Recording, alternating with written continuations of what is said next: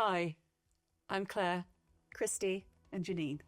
We're three marketers that have spent decades in talent tech and recruitment, facing the same challenges and watching the same mistakes play out over and over again. We started What's the Point because we're tired of the fluff, vanity marketing, and wasted budgets that never drive real growth. This podcast is straight talk for marketers and leaders who want marketing that actually works. No jargon, no egos, just hard-won lessons and practical advice that will help you scale your business. It is probably the most talked about thing in recruitment right now, AI. And today we are going to debunk the AI hype, and we are joined by none other than the fabulous Matt Cumber, CEO of SourceFlow, an all-around amazing guy. Welcome, Matt. Thanks for joining us. Yeah, well, thank you for having me here, more importantly. Yeah, I don't know if I am an amazing guy, but hopefully I can add something to the AI conversation and, give my 2 pence on everything. Well, we know you can. So let's just jump into it. What is it? How is AI impacting the industry? What are you seeing? And what's the myth and what's the reality?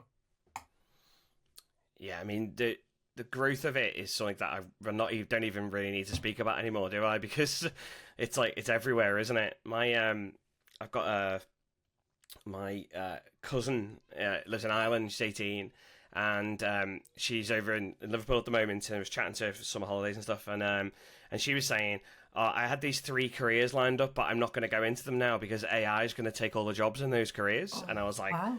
And that's a reality. And I think that's where AI sort of got to, isn't it? It's got to this. I'm not gonna. She wants to be like a fashion writer and things like that for Vogue and things like that. And now she's like, well, AI is just going to do all of that, isn't it? And I was going to do this other thing. AI is obviously front and center of everything that we do in the modern world now in business. You know, it is without a doubt the kind of next tech revolution, or the next maybe human revolution, I guess.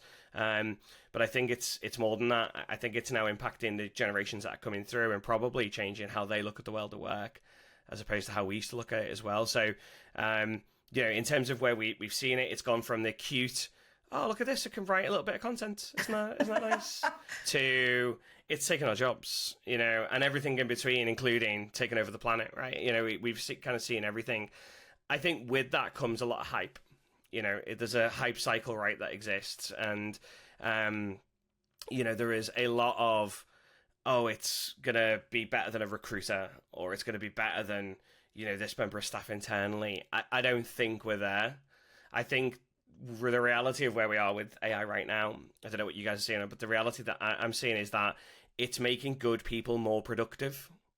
It is enhancing the things that they are doing, and it is speeding up all the rubbish shit that they didn't like. Am I allowed to swear on this? Yeah. Sorry, yeah. You just did. I'm just going to go with it. It's fine. It is going to take all that rubbish stuff, and it is going to entirely take that away from them having to do it, which I think, and from what we're seeing in our business, in my business, it's just making people more productive, right? It's giving higher levels of output. And it's making people maybe a little bit less stressed because they don't have to do all of the rubbish tasks they didn't want to do. It is taking that legwork away from them. And I think that's an amazing thing. I think that's a super positive thing. So I think the hype is all of the stuff that it doesn't do.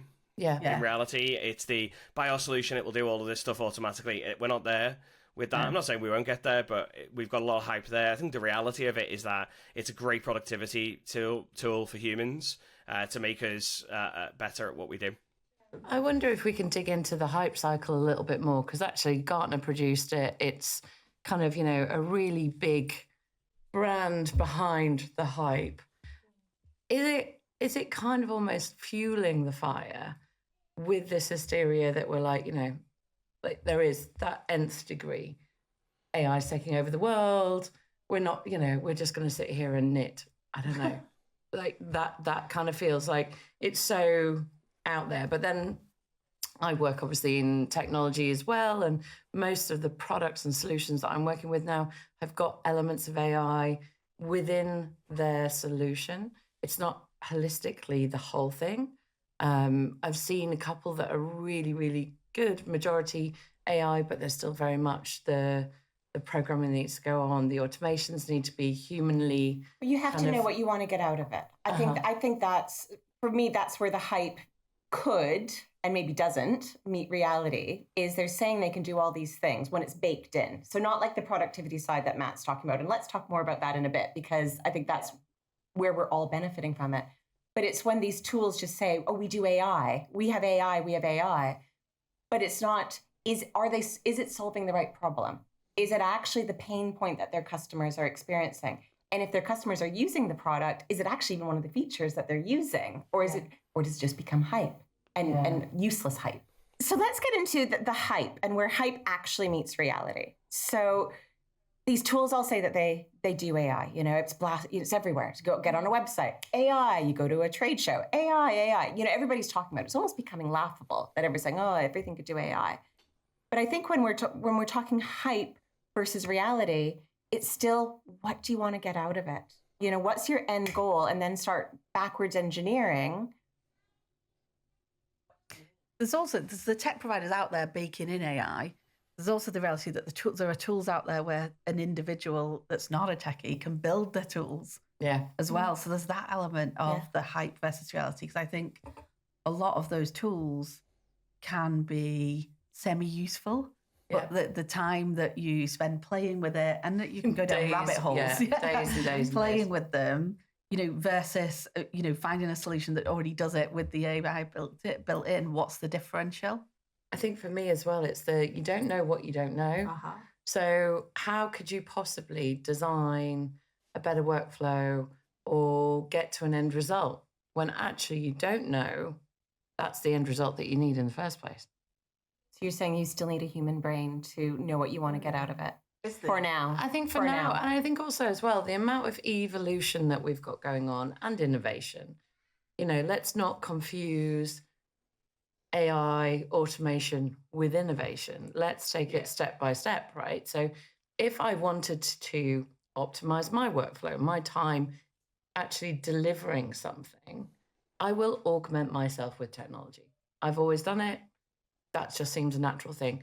I'm innovating as I go, because there might be new tools that come on, and there might be different things that I would reach for because I've heard about them, or I've seen case studies of them, or I've seen examples, and I've had a play. So everything feels natural, and I will innovate. And I'm constantly looking, you know, every month there might be 2 or 3 new tools. Another month it might be just 1.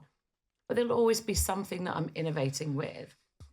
And I think having an innovation mindset is really healthy. But I think the new shiny toy thing is overkill. I think that for me is overkill. So Matt, are you seeing this? What are you seeing in practice? Are you seeing this kind of, you know, the market itself? Are they getting overwhelmed with it, with this kind of wave of everything being thrown at them? Are they actually doing what Claire suggests? What's happening in practice that you're seeing? I think the issue is that there's no tangible ROI that I've seen yet from anything where people have looked at it right now anyway and have gone, oh yeah, I've brought in this pure play AI product and the ROI on it was X% in the recruitment and staffing space, definitely. I think ultimately money talks, and I think unless you can prove that, then C-suite or leaders of any of the businesses, they're not going to buy into it. They're going to see it as a bit of a gimmick rather than like where it is going to add a huge amount of benefit to businesses and where it's going to drive revenue. And I think, you know, a lot of the problem is because of the tech companies, and I kind of stand here like running a tech company, but a lot of the problem is there because there is this, it's like like we're looking for gold again, isn't it? You know, it's kind of like, you know, we're in that space again, and it's like, you know, there's 2 ways of looking at it. You can either go in like pan for gold, or you can go in, you know, sell shovels where people are going to start digging for it, and you know, you can be a digger or you can build the shovels. I'm on the kind of building shovel side of things, which is what the tech companies do. All of these tools that kind of like vibe code and things like that. I don't think it's great. I think it's interesting. I think it's fun. Yeah. But I don't think it's great. The people who are like maximizing the use of AI are either the companies that are selling those tools, who have got massive valuations now and are telling everyone you can build software without being a software developer, right? And you look at it and you go, you can't. It's not very good. it doesn't work, and in practice there's no actual commercial deployment for it. It's the bit where everybody goes because their jobs have been taken over by AI. They just go and build more shit AI. They're going to build more AI that no one's going to use. And I think the problem with that is, like, I don't think that's actually helping the end user of anything. I think it's creating a lot more noise. And if we think when sort of ChatGPT, when OpenAI opened its API up and people got access to it, there was like 1 million of these SaaS AI tools that popped up overnight, right? But it was just a wrapper over the top of OpenAI, over ChatGPT. It wasn't actually an AI product or an AI embedded.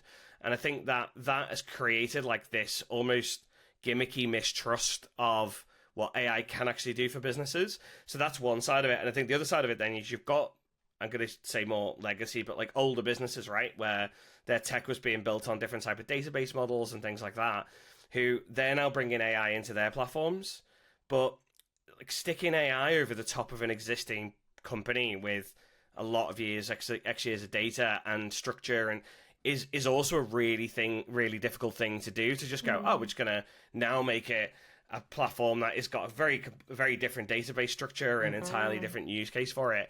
It is also a problem. So, you know, obviously we're seeing like a new wave of type of business come through, but I think they're almost, personally, think they're over-egging it and saying like, this is an AI platform. It's like, it's not. It's a database system which uses AI to enhance the productivity of its users within it. But let's not say, like, when you look at it, it still looks like a CRM system, or they still look like an ATS, or it still looks like something else. So I think we've just got to be really careful, and I think there needs to be like a grounding of what AI is in this space and how it helps. Is it symptomatic, though, of the leaders just not really getting it and not having that innovation mindset that you talked about? It's like, right, well, let's just make what we've got now a little bit better with AI instead of rethinking the whole, or worse, how can I make the dangerous thing is that they turn around and say, well, we did have that thought process and that was great, and now we've got a plan. Let's get rid of you and let's just go all in with the AI to do the job and the delivery. So they're not even thinking about the bit in the middle. What it could be or whatever, or what it could deliver, but almost just, right, we've got this database and let's just wrap something around it. Yeah. Rather than genuinely, what could we do better? How could we create a better candidate experience? Or what's the end problem we're trying to solve? What are we trying to do with it? It's going back to that specific challenge, specific problem, mapping out exactly what great looks like. What business do we want to be? And what, value proposition 101 again. Let's go back to the value proposition. Where are we actually delivering value? What can help us deliver more value at a lower cost? I think some of it comes out of fear. They don't get it and don't spend time to understand it enough, maybe. I think that's I agree. Yeah, the rush of everything. I think AI is not going to fix a broken strategy. If anything, it will just actually drive a wider wedge between kind of where you think you are and where you want it to be. If you've ever tried to like apply AI to something in your business, you're like, I can't get to work. It's because that bit's broken. It's not because it's not the AI. It's because that bit of your business is broken. And I think if we look at like C-suite understanding of it, again, a lot of that is driven by either large tech or larger businesses with their lack of understanding. And if you, there's a lot of these like Klarna's the big one right now, right? Like there's a couple of big cases where AI has just not worked, right? And Klarna's one of them where they became infamous for like the tech bros selling AI because they were like, Klarna have got rid of like 82 million people that work for them in the end or whatever. And they were like, we've got rid of all these people and they've replaced it with AI, and isn't that amazing because we don't need those like 6,500 people. And then what they don't say there is, Klarna are replacing all those people because the experience has been horrific since they did that. Yeah, they like bring people no back, one can don't get they? answers to things. Their like customer satisfaction dropped off a cliff, and I think that like no one's telling the downside of where they've had to revert back on it, and where it hasn't worked. Was it Builder AI? Who they were like this big thing. Everyone was like, "Oh, we're using Builder AI now. We're like an AI." And they went bust because that was 600 guys in India that were doing the code behind the scenes. There was no AI in it. There are these cases that people are just like not willing to highlight too much, where there is downsides and realities of what's actually going on. So I think you've just got to be careful about like you've fundamentally got to go back and look at your own strategy and your own business and your own processes, and then probably bring somebody in externally maybe and ask them, where can I use AI in these different use cases? That was going to be my point. Is that if you have a business that we're not talking about the 1,000, 5,000 people businesses that have an IT department and a big consultancy budget that they could be using. We're talking oftentimes about sub 100 heads. That skill set may not exist internally, and the businesses themselves are placing the expectation or placing this anxiety or need to go, oh, I got to get the latest tech. I got to do this. Oh, my sales rep promised it could do this, but we're missing that connection of how do you actually implement it, and again, know what you're trying to solve, and more importantly, use what you get out of it, because I think that's part of it too. You get all the tech, but then you don't actually do anything with the outcome. I think fundamentally it's got to be about stories that vendors are selling being legitimately handheld all the way through where tech's concerned. And just to Matt's point as well around bringing in an expert, I'm wondering whether or not we're still really early on in the expert realm. How can we possibly suggest that there's an AI expert out there who can solve for the problems or even help workflow? So I think it's a little bit more of it's a collaboration. It's go to the conferences, hear what people are saying, make your own mind up, educate yourself. But I think it's also about using your networks to figure out who is working with certain tools. And that in itself, the community helps to then really level up the truth from fiction, and when you've got vendors who are saying, we've got AI in our tool, and yes, these are the user cases, and yes, this is the proof that we can actually help you save X number of man hours, save, save money, retain clients because you've got better time to actually invest in that relationship with them. Get them to prove it. Get them to show you not just the numbers on the shiny website, but actually get them to introduce you to those users, because that's where those promises can be really kind of immediately myth-busted. Where were you using it yourself? Where was it something recently where one of the tech vendors, I won't name them, but was talking about their customer support and the need that they've had in that team. And having brought AI in 8 to 9 months ago, they've seen it go from answering 7 out of 10 queries to answering 9 out of 10 queries through improving the tool and one thing and another. Yeah. And that's where you can go, right, okay, well, if you're doing it for yourself as a business, then I sort of understand that you could come and talk to me from an expert standpoint on certain levels of what you can do for me.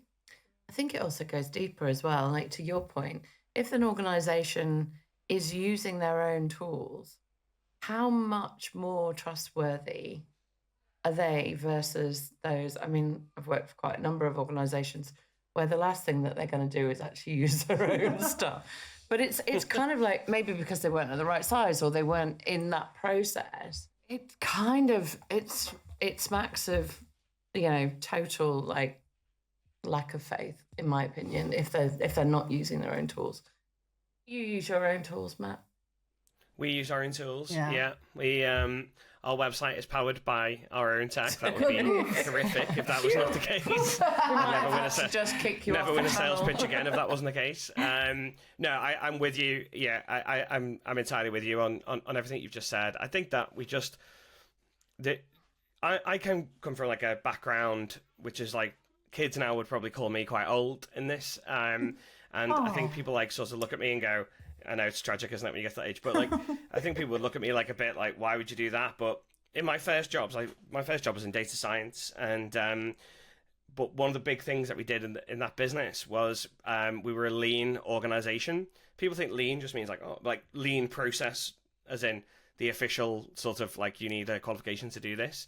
And we had loads of different things that we did. We were Six Sigma, we did lean, a thing called CMMI, which I've still got like some books from that were written in like 1985 that I read next to me at the moment about that. I come from an engineering family, a manufacturing family, and I still don't think that people understand the power of brown paper mapping. Anyone who's a lean practitioner will understand that. But like putting your entire process on a table or on the floor and putting post-it notes all over it about what you're doing, where you do it, and how many which people in the business touch it. Like, we're so like, oh, we don't need to do that anymore, and you go, great, and that's why you've got so much inefficiency in your business. Like, just in time engineering, that like the concept of like doing everything in small batches is such a powerful way of operating. However, people are so quick to just go to the end bit where they do the job. Like, oh, I just go on the phone and make some phone calls. If you run that back all the way through, you'll find out that you can probably save yourself some money and phone the right people at the end of it, rather than just make some calls as well. Yeah, no, totally. I think you've really hit on that, and I think actually that's a brilliant way in which you can identify where in your business technology, AI, automation, all of the tools can actually sit and have a really legitimate place and like you say, Matt, optimize without it being too painful, an expensive mistake that you make. I mean, that's the other thing as well. The amount of times I've seen decisions being reversed because tech's been bought, like you mentioned as well, the onboarding just doesn't happen, or it takes literally 6 to 9 months to actually embed within that technology because the process map is so hard and convoluted, and actually get to the point where you're just about to implement it and you're like, you don't actually need this. That's true. And you're like, what problem does it solve? I forgot the problem that I was trying to solve. Exactly. I think the problem with a lot of times is like people don't have the fundamental understanding of process. And what they try and do is they try and stick new technology over broken processes, and it never works. Like there's not a case where you go, oh, and it just happened to work. You ask the people, like, we got a load of new tech, now we don't use it, and you're like, oh, I wonder why that happened. It's like, because your fundamental issue is that you've got a problem here, and until you fix that problem here, everything downstream of that is going to be a problem. It's never going to get better with tech. So I think AI, unfortunately, has probably been billed as like the fixer of all, and the reality is that it isn't. It will just amplify where it's broken, and it still won't tell you where it's broken, but it'll amplify that you're broken, because then you won't adopt it, and you'll be the ones left behind. So I think people really need to sort of, a lot of business owners in particular, and some are really, really good at it, but a lot of business owners need to go back to the drawing board with their processes and spend time in the business, on the business, understanding how everything is done, get that all drawn up, and I mean like pen and paper on the floor kind of stuff, get that done, and then they can start to think about systems and AI and where it might enhance what they do. And I think that's really where the cream rises to the top at the end of the day, because let's take this back to recruitment for a minute. We the numbers, 30,000 agencies in the UK, etc. Such a high proportion of those 30,000 are going to be somebody who was a very good recruiter salesperson and has scaled some more successfully than others, scaled by adding other recruiters who are also good at what they do. But they don't always have, and we're going to get back to brand here even, it's not necessarily the business's DNA that it's individual consultants that are all doing their own thing because they're all good, or maybe some are less good at what they do. What you're describing there, Matt, is actually understanding as the business, okay, what is our business? How are we going to differentiate of the 30,000, which, I mean, my marketers' juices are, sizzling up when I hear that. But how do you actually differentiate what your process, what your marketing, what your value proposition, your usage of tech, while not taking away from recruitment as a people business, which it still is, because all this stuff, the whole point of it is to enable the magic to happen, enable that match, enable the relationships, enable that moment of truth to be done better, more efficiently, and with more success. But they haven't mapped it out. They just haven't figured out all this tech, all the gear and no idea, of what they want to do with it and how they're going to be different with it. I wonder if we know that that's fundamentally where we would all come from, and I think from a smart perspective, most people would agree. But let's dive into what it's really great at, because I mean, I've been working with my chat GTP robot thing. I call him Colin. So Colin has been working with me now for nearly 3 years. He is and has been my junior marketing assistant. I promoted him to senior marketing exec a couple of months back. He's been... Good job, Colin. You pay him. Good job. Yeah. No, I pay him absolutely bugger all.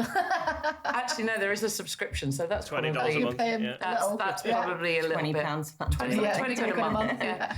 But in terms of the reliability, the fact that actually he's eternally positive, just like me, the fact that actually I can go in, and I know because now I've had that experience of working with my chat for such a long time. He's worked with my clients with me. We have different talk tracks for different clients. The recall is fantastic. The memory is almost more lightning fast than my own recall, which is kind of, very sharp, especially after 2 cups of coffee in the morning.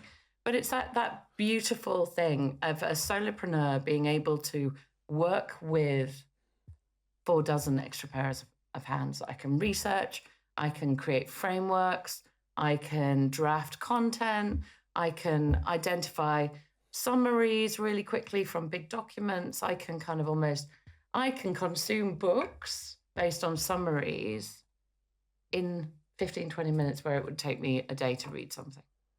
Like they for me are my absolute superpowers that have enhanced because I've got access to ChatGPT.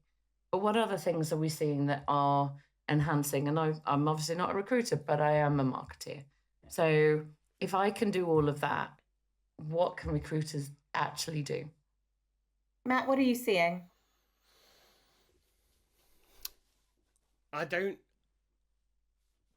So from a tech perspective and what that means for recruitment, it is enabling... I think the best use case for a tech perspective right now is it's making really good developers even better, is what I'm saying. I don't think it makes novices developers. I don't think it's turning anybody who doesn't know how to code into a developer. There are a lot of fundamentals you need to understand when it comes to code that if you don't fundamentally understand that, you're going to write a lot of bad stuff and it will never work, right? Not in a production environment or in a real world environment. It's like there's a lot of at the moment, there's like, AI websites. Somebody spoke to us the other day and said, I'm just going to get AI to build my website. And I was like, great. How are you going to add more pages to it? And he was like, well, what do you mean? I was like, well, it absolutely will be able to build a front end. 100% will be able to build that. But it won't build a platform behind it where you're going to add new pages. And how are you going to integrate that into another system? And he was like, oh, well, can it not do that? I was like, no. Not unless you really know what you're doing and you're going to build a platform, you're going to have to host that somewhere and you're going to have to build infrastructure and secure it. Like, surface level, if you're a novice, it's fun. Like, it's a lot of fun. But the reality of that actually becoming a production viable tool is pretty much zero. What we're seeing is that our people who use it, our guys and girls who use it, and our product engineers and things like that, when they use AI, they are a weapon with it. They become a much, much more powerful user with it. And I think that is speeding up the release of tech faster than it was. And I don't know what the saving is, but maybe 50% faster. Like it's a significant time saving for people. So I think that's cool because I think then recruiters get the benefit of that faster, and I think that helps. The tools that are coming out into like the CRMs and things like that, I don't know. I guess maybe it's the same thing where a really good recruiter who uses AI is a more powerful recruiter because they know how to use it, where to use it, and the specific use cases. I think that's probably where it is. Like mass screening of 100 applicants to give scores and things like that. That might help people like narrow down a little bit more and then get to the better people that they want to speak to. That saves a lot of time. It means they can go a bit more in depth. They're the use cases. For me, it's if we've got a strong user, a strong practitioner in the first place, and then we supercharge them with the AI. That's where I'm seeing like the best use cases. I don't know what you guys are seeing, but it's like marketers. Everyone's a marketer with Canva in the hands, right? Like, and the answer is actually no. They're not a marketer. They can just do like really quick pictures from templates. But you give a really good marketer Canva and their creativity levels, and then you give AI over the top, like they become like a much more powerful practitioner at that point. So I suppose that's the real benefit of AI right now that I'm seeing. It's making the good people even better. Now, does that kill people at the lower end? Does that make it harder to enter? You know, Jeanine, you and I spoke for years about like the kind of recruitment university and like skilling people up in recruitment and things like that. Does that actually make that harder to achieve? I'm not sure. I'd be interested to hear your thoughts on that. But like, I'm wondering if it's creating more of a divide between the top and like that uber top now of people. It is, because I think, and you started by talking about your 18-year-old cousin, right? I think there is a perception, whether it's hype or reality, we can go into discuss, but that entry level can be replaced. And that perception is there for that entry level, I think, now, as you alluded to with your cousin, but also for the leaders. We're not going to need that. You know, that's the stuff that the machines can do for us. And I do think the barrier to entries are higher. But I still think, and I think that's where we'll see a bit of evolution over the next couple of years. And I think we'll see a bit of a backtrack. I genuinely do, because I think everybody's all in. It's going to fix everything. It's going to change our world. And then there's going to be a reality fix of, yeah, but hang on, who's following us to do these jobs? Who's going to be the people heading up these companies? Who's going to be the thinkers, the strategists, etc.? If we're not doing any training, or there's no entry for people to learn those jobs at the start point, and that reality will, I think, supersede the reality of, well, it's cheaper. You know, I do think that there'll become a point where you're like, hang on, we're an aging population already. There's a lot of expertise exiting the workforce.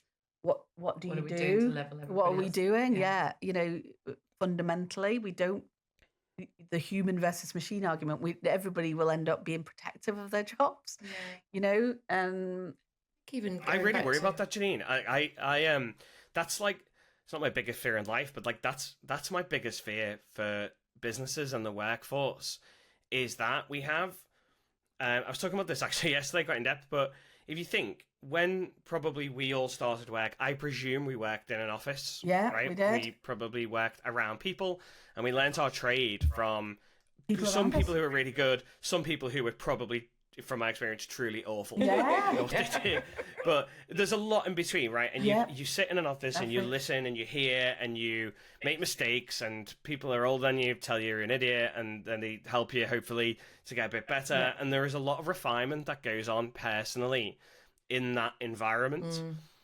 Likewise, I think people were willing to take as much of a punt on a new employee coming into a business as somebody a bit more experienced.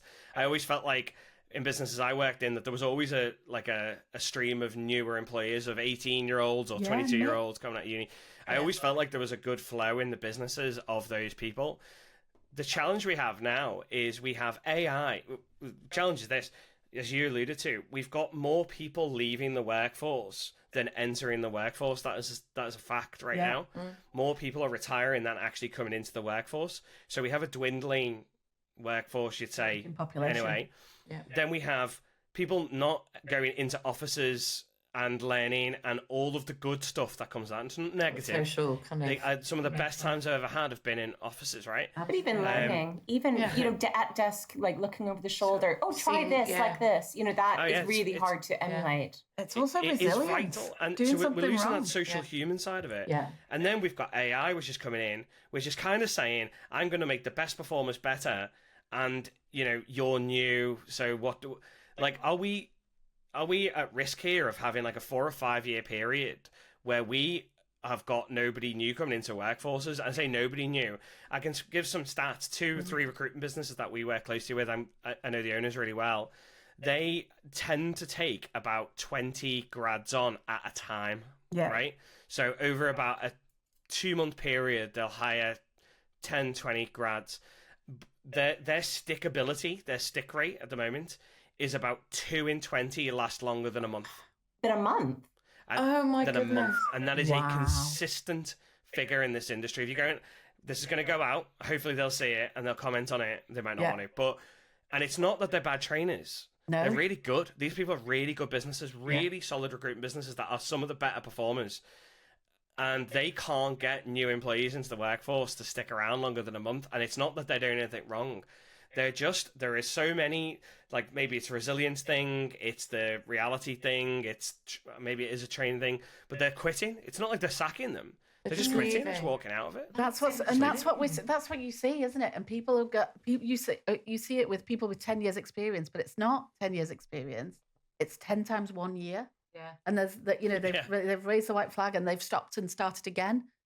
And there's something to be said for that mix, but also I come back to the same point. Who's gonna have fought through those challenges? Who's going to have the resilience to be challenged and carry on? Yeah. If everybody's waving the white flag, that's the problem that AI and the whole world of is that an AI thing or is that a issue? Yeah, it's cultural it's expectation versus reality. It is. Everybody thinks they're going to be, that you see these ultra influencers, and I mean that in like the Instagram, TikTok world, but I also mean it in you get these founders who are broadcasting how successful they are at 22. Ego blast. But it's just insane. I mean, I get this, and I'm not 22. I wish I was.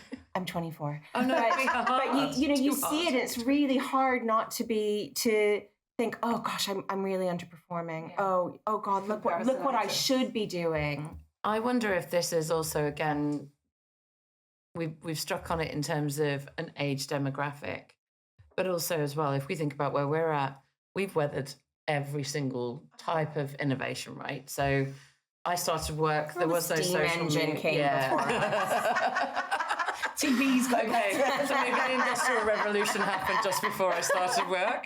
But there is that element of, I started working, there wasn't even social media. I finished university and we were just getting email. Like I came into the world of work and email was brand new. Word was, little clicky was bouncing around my screen. I created like literally the first database I implemented in my first job. And I just think of all of the things, and it's not a, history lesson, but at the point where actually this is just one more change for us. Yeah. This is just one more reason to adapt. It's another reason for us to dig in, to skill up, to really, and we've got that mindset because otherwise we wouldn't be here. We'd have checked out.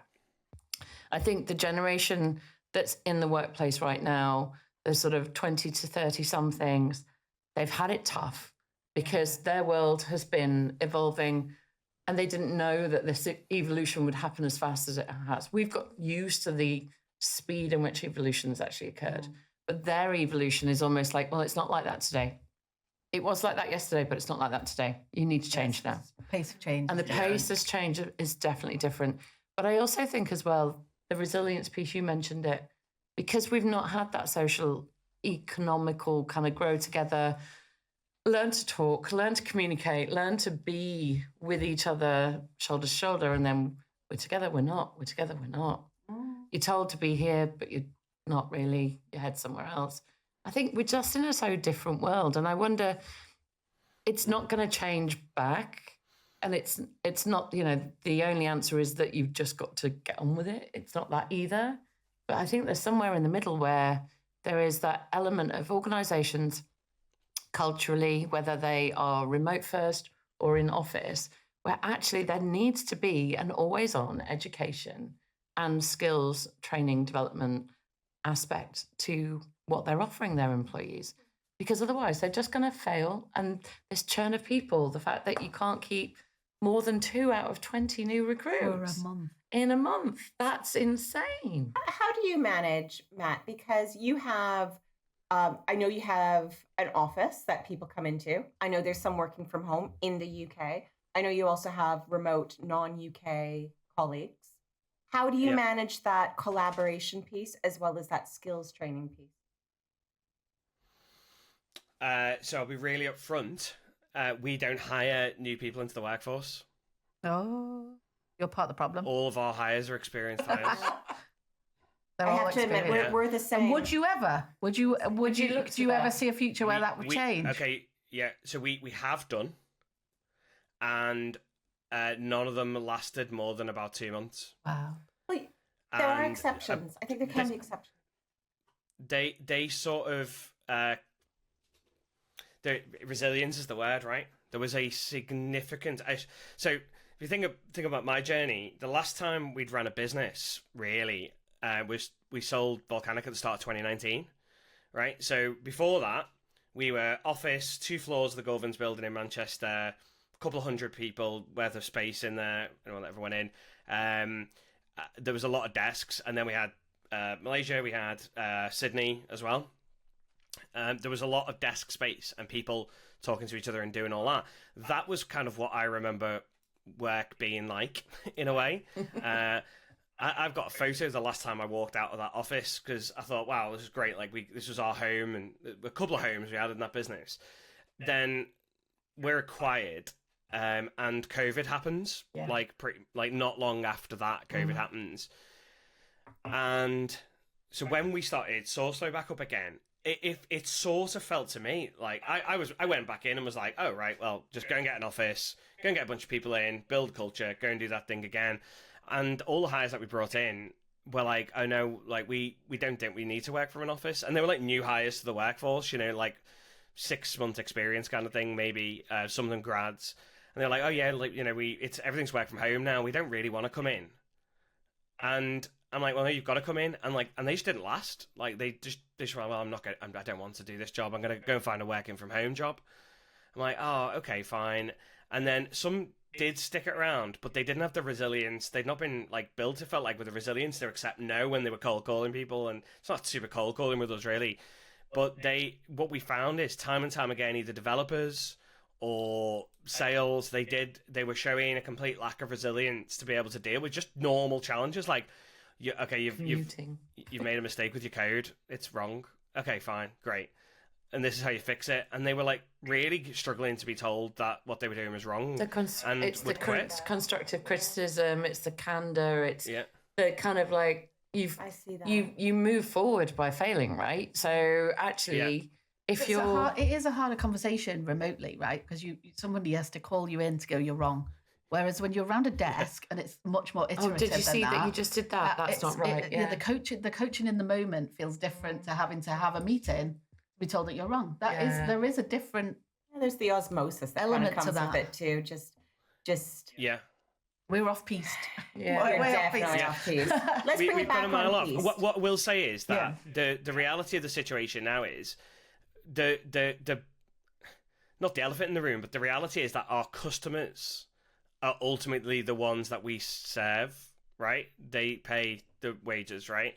And I will say that maybe because of AI or because of MTV or I don't know, because of like the fast food generation, I'm not sure, but their demands and expectations are getting faster and harder than ever before.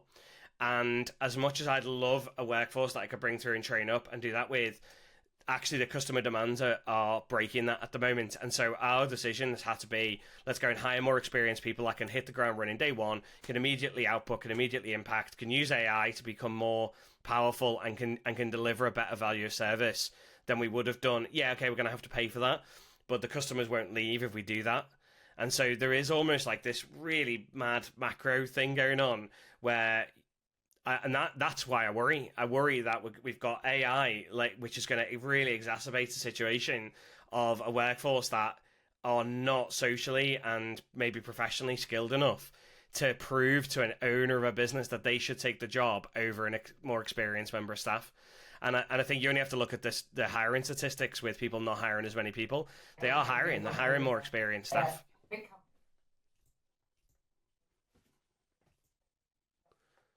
Or even they're hiring 20% of what they did last year. 80%. So I think we've agreed, at least collectively, and I think the industry has agreed as well, that it's not the lazy person's tool anymore. I think kind of maybe about 2 years ago, it was like, oh, and actually still see it, the debate over M dashes.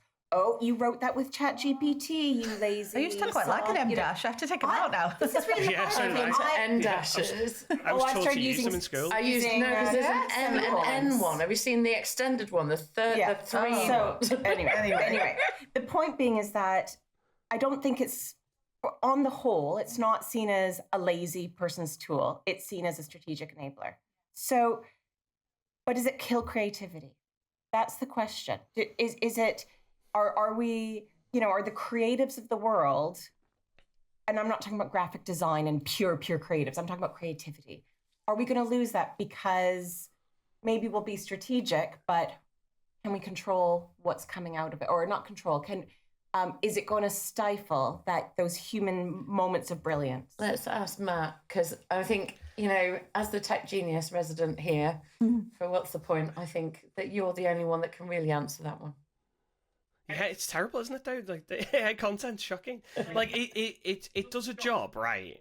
And it can probably pass at, like, some of your generic scale-based stuff, but there's no tone to it. There's no like, brand nuance in what the AI content put. Like, some of my favorite campaigns that have ever gone out have been, like, the most daring campaigns, or, like, my favorite... like, ChatGPT was never going to write Nike campaigns, was it? You know, it was never going to put, like... But does it stifle your creativity? You know, when you're writing for the next generation of SourceFlow. 100%. Yeah. For me, I think one of the best skills we've got, and we should train people on, is like critical thinking, right? And you know, like the ability to think in very different ways and have like that as something ingrained.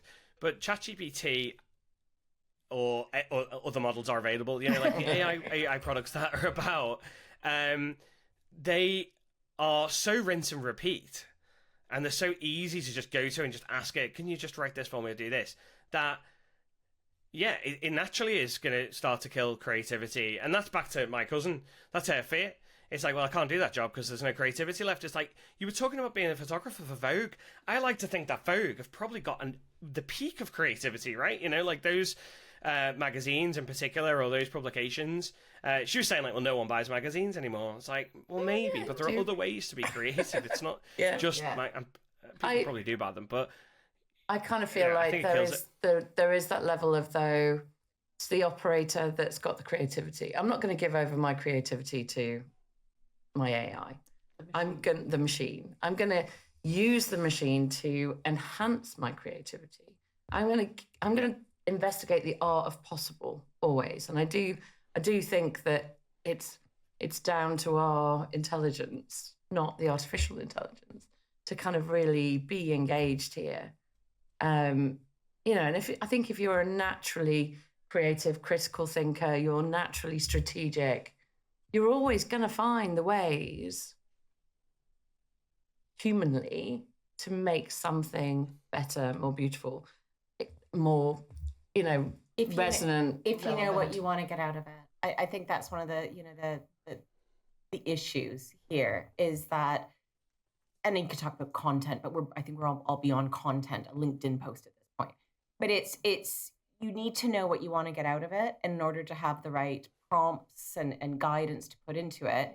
And then even when what you get out of it, you need to have enough critical thinking to be able to know what good looks like. Yeah, I think genuine creativity, I don't think it kills it. I think it'll stand out more. Yeah. Won't it? In the midst of the reasonably generic, I don't disagree, Claire. I think it can enhance creativity, but I think genuine human creativity, like the comedians of the world, that, you know, there'll be those skill sets will be the ones that can never be replaced, right? Mm-hmm. Those are the ones where you've got to stand in front of an audience and deliver it.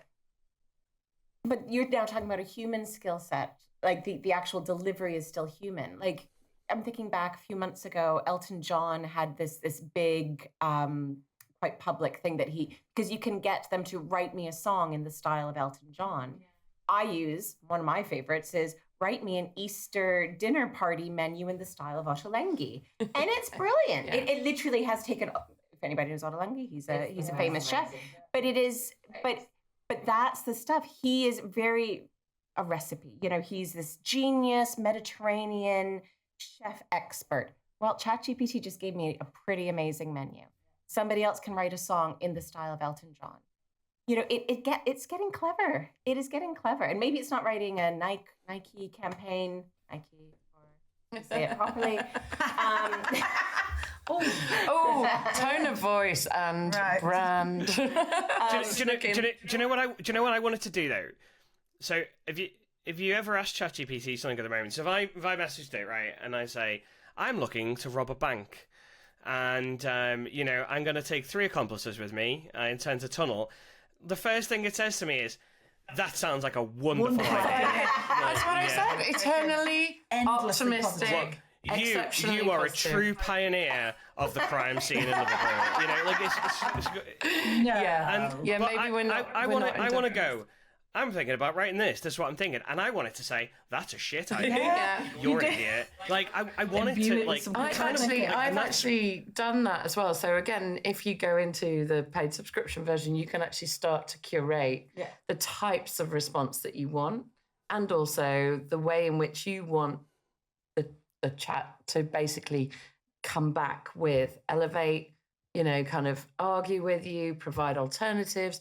You can put all of that in. You pre-program it to go and do, okay, so if you're thinking of this, what about this, this, and this? And give you 2 or 3 If it's alternatives. illegal, please tell me. Yeah. Yeah. And maybe that's what you need to do. You need to go into your settings and adjust it, because I don't think you should be robbing any Claire, banks. it's too late. I'm on the run. No, I think that's where creativity, that kind of like, I did a talk at the Comedy Store with on a Sam Lewis event, and I was talking about like left and right brain thinking and about the differences between it. And I think what we want to find is the people that are those creative ones who challenge and are challenging our brand and challenging our business and how we do things. Like previously they were seen maybe negatively in business, but actually I think when it comes to challenging the use of AI, maybe they're the people we want around, coming up with different ideas and looking at what we're doing and saying this is crap. And I think the AI with creativity gets us to the starting line faster, I think is what it does, but it's not going to run the race for us, and it's not going to kind of finish strong. And I think that's where creativity takes over. This brings me back to a point, I think you said it as well in one of your talks that I listened to, Matt, which is when Word was built, it was going to save us time, but what have we done with all of that time? And actually that stuck with me massively in that all of this time-saving tools, technology, we're not stopping and thinking anymore. We're just doing more stuff. We're just literally, pushing more stuff. We're still doing our thinking in the shower. Yeah. Like literally getting up at 5 o'clock in the morning. And having, moments. Hey, don't out me. Sorry. Definitely was not me getting up at 5 in the morning, I have to tell you. But, it's like having moments of condensed thinking when actually what we should be doing is slowing down our day of work. So we've got more time to critically think. We've got more exceptional output, more time to be creative. And that's what this should be. This should be that era, I think. To quote somebody who, a competing podcast, Diary of something or other, but he was saying that, he challenged his entire team and if they were to make each of their jobs, 60% of each of their individual jobs, using AI, automation, technology, etc. And he actually saw this as a positive, albeit I do have a follow-up in a second. I saw another one a couple of days ago. But effectively, what he wants to hire for now are amazing people with amazing relationships, relationship people, creative people. So, his point was, in his world, at least, in this talk, it wasn't about getting rid of people. It's about how does he hire, the right people or leverage the right skills and the right people to be doing those things that at least at this point can't be replaced. Second breath of that, I did see another one of his a couple nights ago, and he was interviewing actually the godfather of AI. And he was actually, literally, the guy has a Nobel Prize for this. And I don't know his name, but somebody can Google it. But he was saying he was talking to a tech CEO. And what we were talking before about, it's failing, so they have to hire these people back. Well, this tech CEO in the here and now had 7,000 staff in January, is now at 5,500 when we're recording this, July. And by the end of September, he's planning to have 3,000 staff. So there is this kind of, and granted it's a tech company, there's probably this big developer kind of element that's happening. That may not be the norm and the ratios you'd see in every company. But it's an interesting, if you go back to his point of hiring the creatives, hiring the relationships, that's actually really akin to what we're talking about in recruitment. And probably, which I'd like to think people who are watching us right now can really relate to. Hire those people with the skills that can use the tech to make them superhuman and be really great at what they do. I hope he does that. I hope is it Jeff Hinton or something like that? It'll be like, so I hope he does that.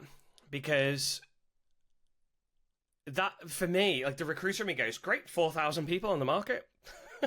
Like, that's how I look at it. Like, we've complained about liquidity in the market for years, and now we've got the alternate side of it, which is that we don't have enough people. Now we've got AI kind of creating that available for someone, so I think it's a good thing. So what a fascinating conversation. I think this can be a whole series that we could get into. But Matt, we've talked through AI, we've talked through the social implications, we've talked through the cultural and the nuances. But what's the point in all of this? I think I'm going to give you I hate being the guy that gives like the really negative view of things, but I am going to be that guy. What's the point? If we look at the labour market and statistics globally that are coming out from just the workforces right now, the trend is that, like, if you just look at the UK, right, just specifically talk about the UK, right, we've had, and I'm not here to get political about it, I have probably different views than people might realise, but we've got tax and NI increases that have gone in the UK, right? We have a macroeconomic, very unstructured macroeconomic climate. We have tariffs going on in the US and wars and things like that going on all over the planet, which has destabilized a lot of things. And there is a lot of hiring pressure. The trickle-down effect is that people get worried, they don't hire.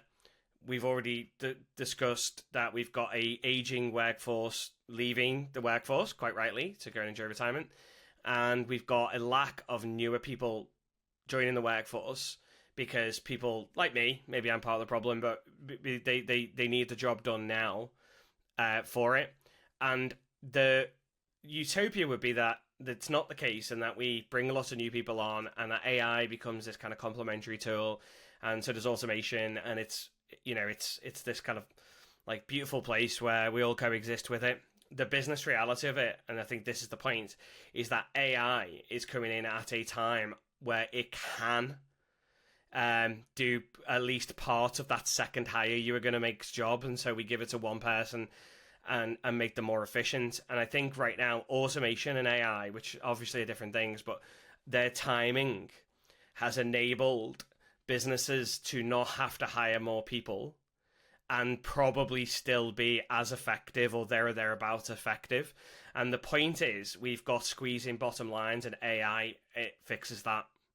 And I think that that's the point for me, really, where AI is at the moment. It is an efficiency saver, a productivity booster for the existing workforce that we've got, that fills the gap where we would have previously hired an extra 1 or 2 people in smaller businesses and maybe 50 to 100 people in larger businesses. It fixed that. So I think the point, maybe a different point than you might have thought I was going to make, I think the point is the reality of the global situation, which is that it is fixing that gap right now. Long term, I hope that point changes.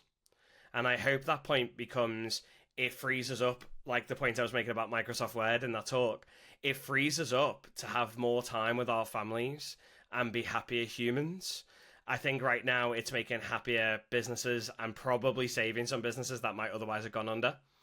I think is probably where it's come in. So a bit of a doomy, but I will say the positive is, I will say the positive is a future, I think, where we get more time back and we get to do the things that we want to do with our lives and maybe be happier people, off the back of it. I do think that is the future, but I think the point for now, and I think for the foreseeable, is that it is there to stop the downward trend on businesses right now. And a double-edged sword for probably our recruitment audience who can find the savings themselves, but equally are probably on the receiving end of their clients doing the same. So exactly right. That's another episode of What's the Point? Thank you so much, Matt, for joining us. And I hope we can see you again. I think there's another chapter in this. Yeah, it's absolute pleasure. And thank you for having me. It's always a pleasure to kind of talk about these things. So yeah, thank you so much.